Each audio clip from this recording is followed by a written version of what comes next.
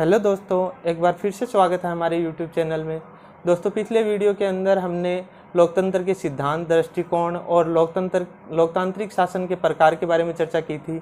आज अपन इस वीडियो के अंदर लोकतंत्र के जो विशेषताएं हैं उनके बारे में और लोकतंत्र के गुण दोष के बारे में चर्चा करने वाले हैं। तो दोस्तों, वीडियो शुरू करने से पहले एक रिक्वेस्ट है कि चैनल को अब तक सब्सक्राइब नहीं किया है तो चैनल को सब्सक्राइब जरूर कर लें, क्योंकि अपन इसी तरह के एसएसटी के वीडियो और बनाते रहेंगे। तो दोस्तों, शुरू करते हैं अपन। सबसे पहले लोकतंत्र की विशेषताएं। दोस्तों, कल अपन ने पिछले वीडियो के अंदर देखा था कि लोकतंत्र क्या होता है। जनता के लिए जनता द्वारा शासन क्या कहलाता है, लोकतंत्र। अब्राहम लिंकन की ये परिभाषा थी। तो लोकतंत्र होता क्या है, जनता के लिए जनता के द्वारा शासन क्या कहलाता है, लोकतंत्र। तो इसी को आगे बढ़ाते हुए अपन देखते हैं कि सबसे पहली विशेषता है वो क्या है, जनता का शासन।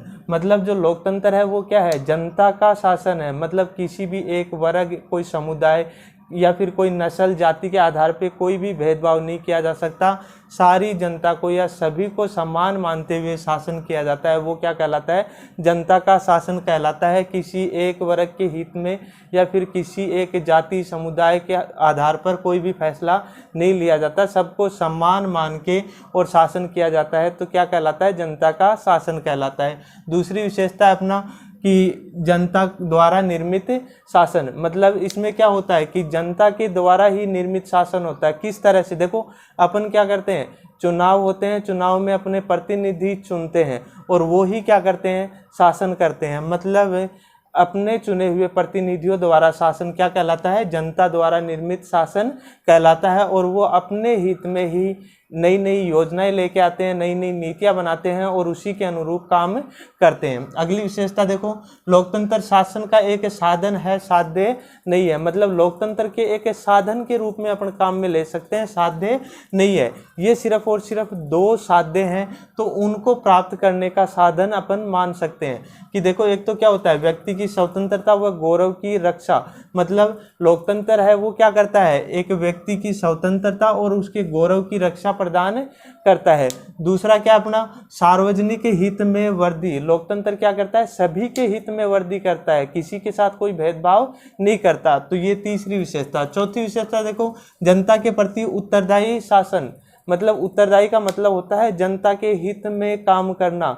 मतलब ऐसी नीतियां बनाना या ऐसी योजनाएं लेके आना जो जनता के हित में हो, तो वो क्या कहलाता है, उत्तरदायी शासन कहलाता है। देखो, इसमें ये रहेगा कि अगर जनता के हित में अगर अपन काम नहीं करेंगे तो क्या होगा, अगले चुनाव के अंदर जो लोग हैं वो हमें चुनेंगे नहीं और अपने को हार का सामना करना पड़ सकता है। तो इस वजह से क्या होता है कि जो प्रतिनिधि अपन चुनते हैं वो क्या करते हैं, जनता के हित की योजनाएं लेके आती हैं और उन्हीं के अनुसार काम करते हैं। अगला देखो, लोकतंत्र विकासशील शासन है। मतलब अगर अपन ये कहें कि लोकतंत्र है वो एक दिन में उपजा हुआ कोई स्रोत है, तो ऐसा बिल्कुल भी नहीं है। लोकतंत्र काफ़ी लंबी प्रोसेस है जिसके द्वारा क्या है कि अपन लोकतंत्र के बारे में आज अध्ययन कर रहे हैं। तो लोकतंत्र देखो, सबसे पहले अपन पुराने टाइम की बात करें तो एक समय ऐसा था कि राजतंत्र हुआ करता था। राजा अपनी मनमर्जी करता था या फिर जो छोटे सेठ साहूकार होते थे, जागीरदार होते थे, वो अपने अनुसार काम करवाते थे। लेकिन आज क्या है, लोकतंत्र है। तो लोकतंत्र में सबसे पहले व्यक्तिवादी लोकतंत्र के रूप में जाना गया, उसके बाद उदारवादी लोकतंत्र के रूप में जाना गया। और आज अपन बात करें वर्तमान की, तो वर्तमान में क्या है, लोक कल्याणकारी लोकतंत्र के रूप में अपन जानते हैं। इसके अनुसार ही अपना जो शासन प्रणाली है वो चलती है। अब देखो, पहले जो व्यक्ति होते थे वो राजनीतिक स्वतंत्रता, समानता व संवैधानिक शासन पर बल देते थे। मतलब जो लोकतंत्र था पहले का समय में, तो उसमें क्या था कि जो लोकतंत्र था वो व्यक्ति की राजनीतिक स्वतंत्रता, समानता व संवैधानिक शासन पर बल देता था। लेकिन आजकल इनके साथ साथ व्यक्ति की सामाजिक आर्थिक समानता व न्याय पर भी बल देता है। मतलब व्यक्ति की सामाजिक और आर्थिक समानता हो और न्याय पर भी बल देता है। तो तीसरे अंतिम जो अपना पॉइंट था उसके अंदर कि जो लोकतंत्र है वो क्या है, कि विकासशील शासन है। मतलब लगातार इसका विस्तार होता गया है। अब देखो, इसमें आगे बात करें अपन कि जो लोकतंत्र का जो रूप है वो आधुनिक विश्व में, पूरे विश्व की बात करें तो इसमें प्रतिनिधि प्रजातंत्र के रूप में इसके दो रूप हैं। एक तो क्या है अपना संसदात्मक, दूसरा क्या है अध्यक्षात्मक। मतलब संसदात्मक है वो तो कहाँ प्रचलित है, ब्रिटेन के अंदर, और अध्यक्षात्मक है वो कहाँ है, संयुक्त राज्य अमेरिका के अंदर। और स्विट्जरलैंड है उसमें ये मिश्रित है, मतलब यहाँ पे दोनों है, संसदात्मक है और अध्यक्षात्मक है। तो इस तरह से ये विश्व में पूरे में दो रूप के अंदर प्रजातंत्र पाया जाता है या लोकतंत्र पाया जाता है। एक तो कौन सा अपना संसदात्मक, दूसरा कौन सा है अध्यक्षात्मक। ये संसदात्मक है ये ब्रिटेन में और अध्यक्षात्मक है ये संयुक्त राज्य अमेरिका में। और जो स्विट्जरलैंड है उनमें ये दोनों प्रकार का मिश्रित रूप से पाया जाता है। तो इस तरह से ये कुछ प्रमुख विशेषताएं थी लोकतंत्र की। अब देखो आगे चर्चा करते हैं अपन लोकतंत्र का आलोचनात्मक परीक्षण। आलोचनात्मक परीक्षण मतलब एक तो क्या होता है, अपने को सपोर्ट करने वाले होते हैं, वाहवाही करने वाले, एक क्या करते हैं अपनी आलोचनाएं करते हैं। तो कोई भी हो उसमें पक्ष और विपक्ष दोनों होते हैं। तो यहाँ पे देखो लोकतंत्र के पक्ष में और विपक्ष में बातें कही गई है। तो ब्रक ने कहा है कि लोकतंत्र क्या है, लज्जाहीन है, मतलब ये क्या है, एक कलंक के रूप में है। और जो लावेल था उसने कहा है कि लोकतंत्र क्या है, सबसे श्रेष्ठ है, मतलब सर्वश्रेष्ठ है। तो इन दोनों बातों का अध्ययन करने के लिए हमें इनके गुण दोष के बारे में चर्चा करनी पड़ेगी कि लोकतंत्र के गुण कौन कौन से हैं और उनके दोष कौन कौन से हैं। इससे अपन डिसीजन ले सकेंगे कि लोकतंत्र में फायदा है या नुकसान है। तो सबसे पहले अपन लोकतंत्र के गुणों के बारे में चर्चा करते हैं। तो सबसे पहले वाला जो गुण है वो क्या है, सार्वजनिक हित में वर्दी। लोकतंत्र क्या करता है, सार्वजनिक हित में वर्दी करता है, मतलब सबके हित में वर्दी करता है। किस तरह से करता है कि अपन सबसे पहले क्या करते हैं, शासन के रूप में प्रतिनिधि का चुनाव करते हैं और प्रतिनिधि क्या करेगा, अपने हित की योजनाएं बनाएगा और सबके फायदे के लिए कोई ना कोई नीतियां लागू करेगा। तो उससे क्या होगा कि सार्वजनिक हित में वर्दी होगी। तो लोकतंत्र सबसे पहला काम क्या करता है, सार्वजनिक हित में वर्दी करता है। उसके बाद देखो कार्यकुशल शासन, अगला जो इसका गुण है वो क्या है, कार्यकुशल शासन। अब देखो जो शासन होता है वो क्या करेगा कि जनता के हित में नीतियां बनाएगा। सबसे पहला काम क्या होता है, जनता के हित में नीतियां बनाएगा। अगर जनता के हित में नई नीतियां बनाएगा तो क्या होगा, उसके कामकाज ठप होंगे और प्रतिनिधि को अगले चुनाव में हार का सामना करना पड़ सकता है। और अगर वो जनता के हित में नीतियां बनाएगा तो उसको जन सहयोग से काफ़ी अच्छा काम करने को मिलेगा और कार्यकुशल शासन कहलाएगा। उसके बाद देखो सार्वजनिक शिक्षा का साधन, कि मतलब अपना जो ये है लोकतंत्र, ये क्या है, सार्वजनिक शिक्षा का साधन है। देखो लोकतंत्र से क्या होती है, जनता जागरूक होती है।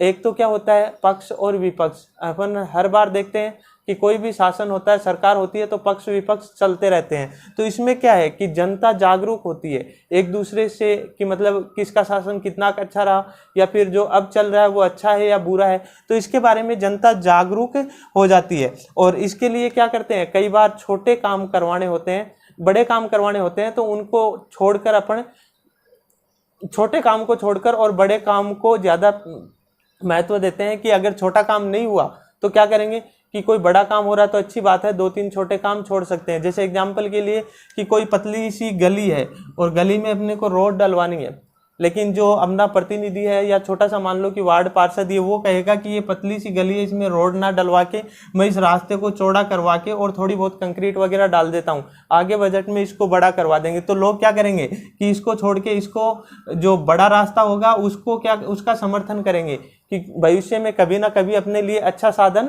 हो सकता है। तो इसमें क्या करेंगे लोग कि जो छोटे कार्य हैं इनको छोड़कर बड़े कार्य की ओर ज़्यादा ध्यान देते हैं। इसके लिए गेटेल था, गेटेल ने एक बात कही है कि नागरिकता की शिक्षा प्रदान करने वाली स्कूल है। कि जो लोकतंत्र है वो क्या है, नागरिकता की शिक्षा प्रदान करने वाली स्कूल है। मतलब अपने को लोकतंत्र से नागरिकता की शिक्षा प्रदान होती है। उसके बाद देखो अगला जो है नैतिक शिक्षा का साधन। नैतिक शिक्षा मतलब समाज में आपसी प्यार भाईचारे के साथ रहना।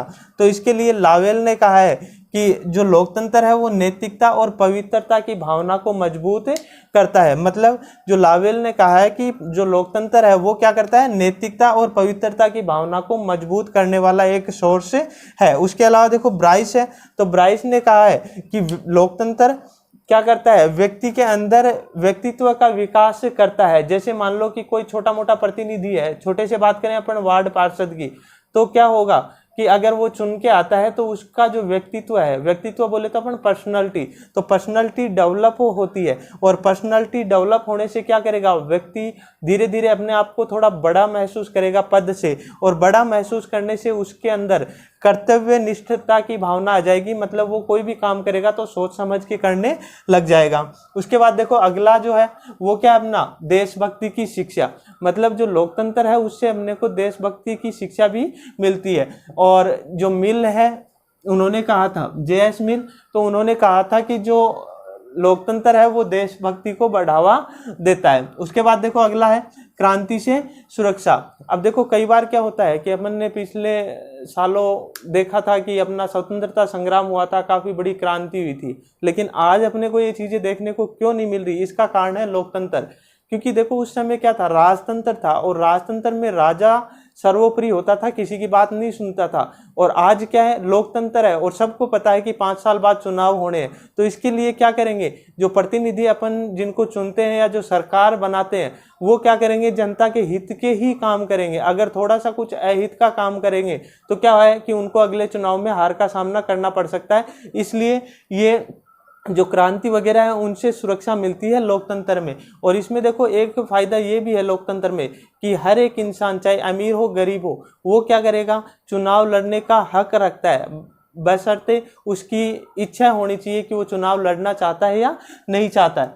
उसके बाद देखो अगर मान लो ये भी हो कि अपन किसी सरकार से सहमत नहीं है, तो सहमत नहीं होंगे तो क्या करेंगे, उसके विरोध में अपन वोट डाल सकते हैं। उसके बाद देखो अगला अपना समानता व स्वतंत्रता पर आधारित शासन। मतलब जो लोकतंत्र है वो क्या करता है, सबको समान रखता है और सबके लिए बराबर स्वतंत्रताएं हैं। मतलब किसी के भी हक छीनने का काम नहीं करता। मतलब जैसे कोई अगर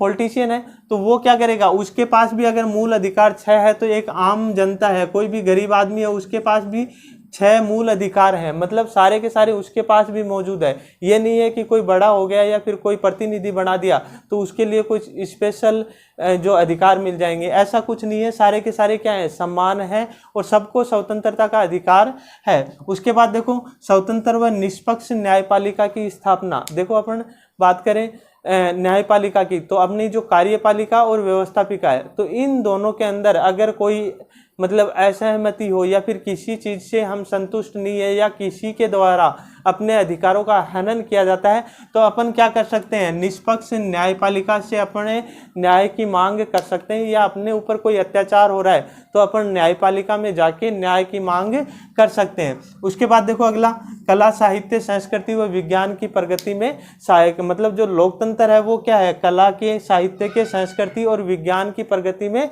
सहायक है। क्योंकि अपन देखते हैं कि लोकतंत्र से हर एक इंसान से इंसान जुड़ा होता है और नई नई खोजें होती रहती है। अगर जैसे मान लो राजतंत्र होता तो सारों की सोच क्या होती, संकुचित होती। हर एक जो इंसान होता वो क्या होता, कुलीन वर्ग या निम्न तबके का होता, उनकी सोच विकसित नहीं होती और उस वजह से क्या होता है कि वो जहाँ थे वहीं के वहीं रह जाते। लेकिन लोकतंत्र में काफ़ी ज़्यादा आज़ादी, अपने को अपनी इच्छा के अनुसार अपन बहुत कुछ कर सकते हैं। तो इस तरह से ये काफ़ी ज़्यादा सहायता प्रदान करता है कला के क्षेत्र में, साहित्य के क्षेत्र में, संस्कृति के क्षेत्र में और विज्ञान के क्षेत्र में। उसके बाद देखो संविधानवाद में आस्था।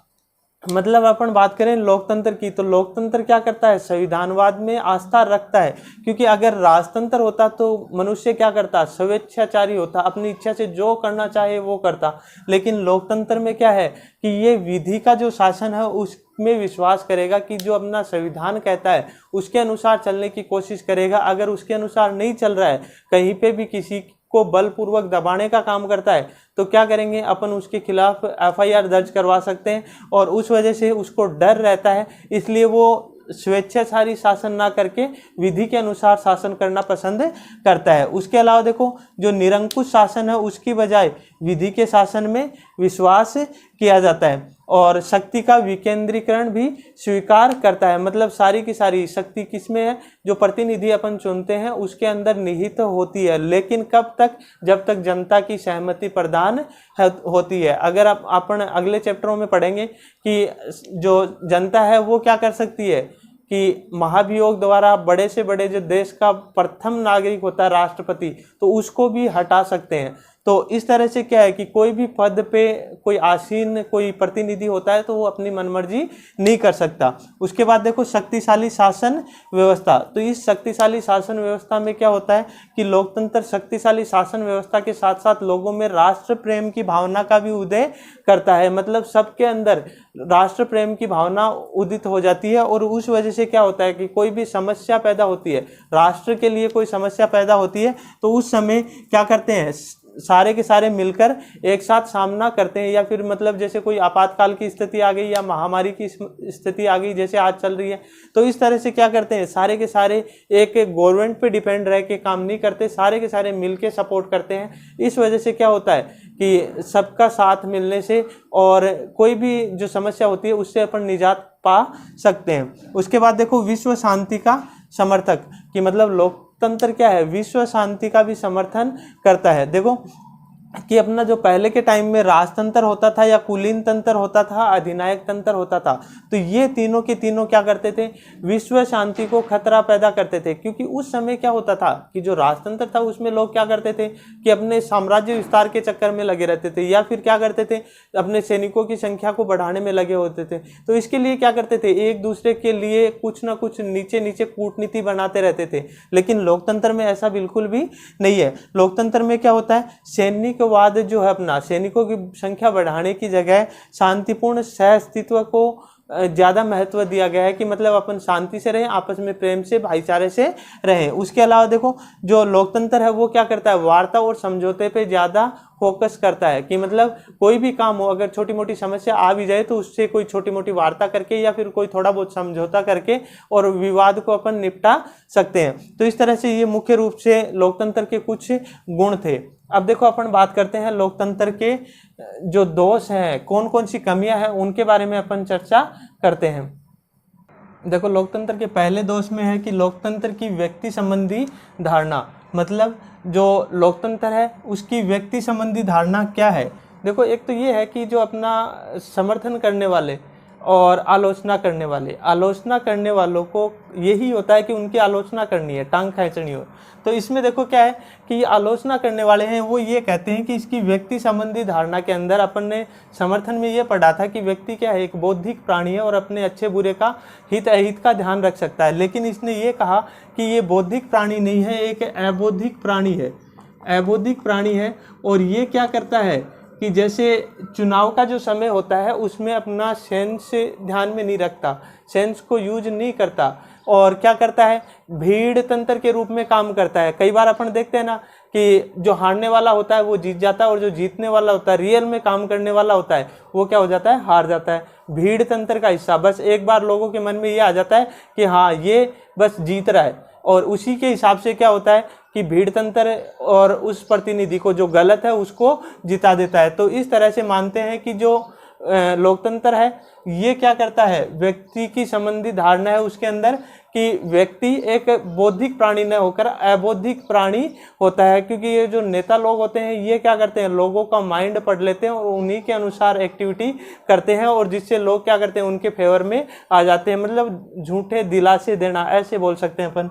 उसके बाद देखो जो बुद्धिजीवी वर्ग है उसकी उदासीनता। अगर अपन देखें कि कई बार क्या होते हैं, जो पढ़े लिखे लोग होते हैं वो क्या करते हैं, ठीक है अपने को कोई मतलब नहीं है, जैसे नेता कर रहे हैं करते रहो, अपना काम, अपनी जो रोजमर्रा की जिंदगी है वो अच्छी चल रही है। तो ये होता है, लोग फालतू के लफड़े में पड़ना ही नहीं चाहते हैं। नेता क्या कर रहे हैं कोई मतलब नहीं है, उनकी ज़िंदगी अच्छी कट रही है बस। तो इसलिए क्या होता है, उनकी उदासीनता से ये समस्या पैदा हो जाती है कि लोकतंत्र का ये एक दोष है कि लोकतंत्र में लोग ये करते हैं कि उदासीन होके पड़े रहते हैं। उसके बाद देखो शैक्षणिक महत्व का दावा भ्रमपूर्ण।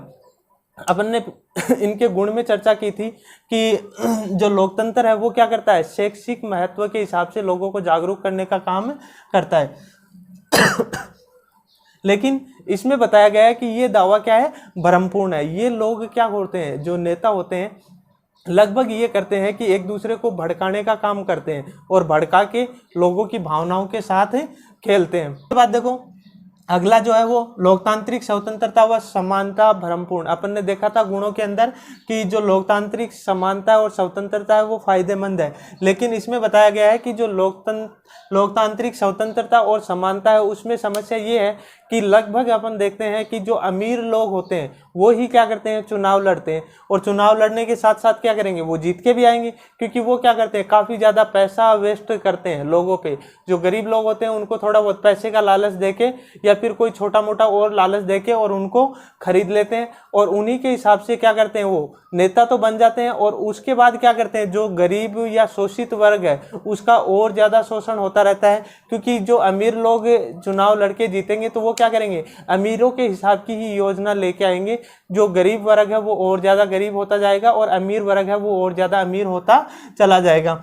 उसके बाद देखो राजनीतिक दलों का दुष्प्रभाव। अब देखो कई बार अपन देखते हैं कि जो राजनीतिक दल होते हैं आपस में एक दूसरे के विरोधी होते हैं, और कई बार क्या होता है कि एक जो दल है उसकी भक्ति पकड़ के रख ली, तो उसमें क्या होगा कि उस दल के बारे में कोई लोग कुछ सुनना नहीं चाहते, चाहे बीजेपी हो, कांग्रेस हो, कोई भी पार्टी हो, तो क्या करेंगे, अगर कोई बंदा एक पार्टी को लेके बैठा है तो उसमें दल भक्ति आ जाती है, चाहे वो बात गलत हो सही हो, गलत का विरोध नहीं करते। अगर अपनी पार्टी ने कुछ गलत किया है तो कोई बात नहीं, उसका समर्थन करेंगे, ये नहीं है कि वो गलत है तो अपने को उसका विरोध करना चाहिए। मतलब जो राजनीतिक दल है वो क्या करते हैं, दल भक्ति करने पे लग जाते हैं, गलत चीज के खिलाफ आवाज नहीं उठाते। उसके बाद देखो अनुत्तरदायी शासन व्यवस्था। हमने देखा था कि जो गुण के अंदर उत्तरदायी शासन व्यवस्था थी, यहाँ पे क्या है, अनुत्तरदायी, मतलब लोगों के हित में नहीं। अब देखो कई बार क्या होता है कि हम कोई छोटा मोटा गली में मोहल्ले में काम करवाना होता है, पार्षद या जो पंच होता है उसके चक्कर लगाते रहते हैं, लेकिन वो क्या करता है, अपनी बातों को टालता रहता है, काम करता नहीं है, एक दूसरे पे आरोप लगाता रहता है। जैसे मान लो कि अपने डिस्ट्रिक्ट के अंदर या फिर मान लो कि कोई अपना जो विधायक है वो कांग्रेस पार्टी का, और जो अपनी स्टेट के अंदर जो गवर्नमेंट है वो बीजेपी पार्टी की है, तो वो क्या कहेंगे, अपने को पार्टी से बजट नहीं मिल रहा, इधर वाले ये कहेंगे कि ये नेता काम नहीं कर रहे। तो इस तरह से एक दूसरे पे बस आरोप प्रत्यारोप करते रहते हैं, अपना पल्ला झाड़ते रहते हैं। तो इस तरह से ये मतलब अनुत्तरदायी शासन व्यवस्था भी इसको कहा गया है। उसके बाद देखो सार्वजनिक धन व समय का अपव्यय। देखो क्या होता है, अपव्यय का मतलब खर्च करना फालतू का। तो इसमें क्या होता है कि जो ये प्रतिनिधि जो होते हैं ये क्या करते हैं कि लोगों को एक आवाज पे इकट्ठा कर लेते हैं। बहुत बार देखते हैं अपन कि अगर कोई नेता आया है तो अपने आप भीड़ इकट्ठा होनी शुरू हो जाती है, मतलब अपन क्या कर रहे हैं, अपने समय का अपव्यय कर रहे हैं। दूसरी बात, उससे जब वो जीत के आ जाएगा तब क्या करेगा, अपने जैसे को कोई को पहचानता ही नहीं है, तो ये समस्या काफ़ी बड़ी है। उसके अलावा देखो जैसे अपना पब्लिक का जो पैसा होता है उसको अपन कैसे भी करके पाई पाई जोड़ते हैं, और ये टैक्स वगैरह के चक्कर में नेता लोग वसूल करते हैं, और उससे क्या करते हैं, चुनाव में काफ़ी ज़्यादा खर्च करते हैं, बड़े बड़े होर्डिंग्स लगाना या फिर जो रैलियाँ निकालना काफ़ी ज़्यादा। तो इस वजह से क्या होता है, अपना ही पैसा है और अपना ही समय है, दोनों का क्या होता है, अपव्यय होता है। उसके बाद देखो उदासीन मतदाता। कई बार अपन देखते हैं कि जो चुनाव होते हैं, छोटा चुनाव होता है उसमें तो काफ़ी ज़्यादा मतलब वोटिंग हो जाती है, लेकिन अगर अपन बड़े चुनाव की बात करें तो उसमें मतदाता क्या उदासीन हो जाते हैं, मन नहीं करता कि अपन वोट डाल के आए। बहुत से लोग ऐसे होते हैं, तो इस वजह से क्या होता है 50-60% वोटिंग होती है, या फिर आजकल अपन मान ले कि 70% तक कई बार वोटिंग हो जाती है। तो इस वजह से जो बाकी 30% लोग बच गए तो वो क्या है, एकदम से उदासीन माने जाते हैं, और ये क्या करते हैं, लोकतंत्र के अंदर नुकसान करते हैं। उसके बाद देखो संकट काल की दृष्टि में कमजोर शासन। अब देखो जैसे आज का दौर चल रहा है महामारी का दौर, या फिर थोड़े दिनों पहले अपन देखे कि कश्मीर में धारा हटाई थी 370, तो उस वजह से क्या हुआ था कि वहाँ पे पूरी तरह से एकदम से लॉक कर दिया गया था लोगों को घरों में, और जो नेट वगैरह था वो भी पूरी तरह से बंद कर दिया गया। और उसी के जैसे मान लो आज है, हम हैं घरों में कैद है, तो किस वजह से कि लोकतंत्र तो है लेकिन अपन लोकतंत्र के अनुसार काम नहीं कर पा रहे। मतलब लोकतंत्र की आज़ादी बिल्कुल समाप्त हो चुकी है, गवर्नमेंट ने हमें घरों के अंदर कैद कर दिया है। तो कोई भी आपातकाल की स्थिति हो, जैसे मान लो देश के अंदर कोई और आपातकाल आ जाए, युद्ध की स्थिति हो या फिर और कोई भी आपातकाल हो जाए या कोई भी संकट आ जाए, तो उस समय क्या होता है, अपना जो लोकतंत्र होता है वो खतरे में होता है। लेकिन होता किस लिए? वो देश के फायदे के लिए होता है। उसके बाद देखो, लोकतंत्र विश्व शांति का समर्थन नहीं करता। देखो अपन ने गुण के अंदर पढ़ा था कि लोकतंत्र विश्व शांति का समर्थन करता है, लेकिन यहाँ पे क्या है कि लोकतंत्र विश्व शांति का समर्थन नहीं करता। क्यों? क्योंकि जो आलोचना करने वाले हैं उनका मानना है कि लोकतंत्र क्या है, पूंजीवादी देशों के अंदर सबसे ज़्यादा सक्सेस हुआ है, सफल हुआ है। तो इसमें क्या है कि जो पूंजीवाद है वो क्या करता है, युद्ध और साम्राज्य को बढ़ावा देता है। मतलब आपस में देखो, कई बार अपन देखते हैं कि जो टॉप रैंकर जो होते हैं इकोनॉमी के अंदर, तो वो लोग क्या करते हैं कि छोटे लोगों पे कभी भी आक्रमण कर देते हैं, युद्ध की स्थिति बना के रखते हैं या फिर डरा के रखते हैं। तो ऐसी कंडीशन में क्या होता है कि जो पूंजीवाद लोग होते हैं वो क्या करते हैं, युद्ध और साम्राज्यवाद को बढ़ावा देते हैं। और उसके साथ साथ क्या है कि जो पूंजीवाद जो है वो क्या करता है, आर्थिक साम्राज्यवाद को भी बढ़ावा देता है। और आर्थिक साम्राज्यवाद क्या करता है, नव उपनिवेशवाद को बढ़ावा देता है, मतलब नया उपनिवेश बना देता है। और ये क्या है, अपनी जो विश्व शांति है उसके लिए खतरा पैदा करते हैं। तो इस तरह से हमने ये लोकतंत्र के विशेषताएं, लोकतंत्र के गुण दोष संपन्न हुए। इसी के साथ अपना ये वीडियो कंप्लीट हुआ। दोस्तों कैसा लगा वीडियो, देख के कमेंट बॉक्स में ज़रूर बताएं, लाइक करें और अपने दोस्तों के साथ शेयर करें। और चैनल पे नए हो तो सब्सक्राइब जरूर कर लें।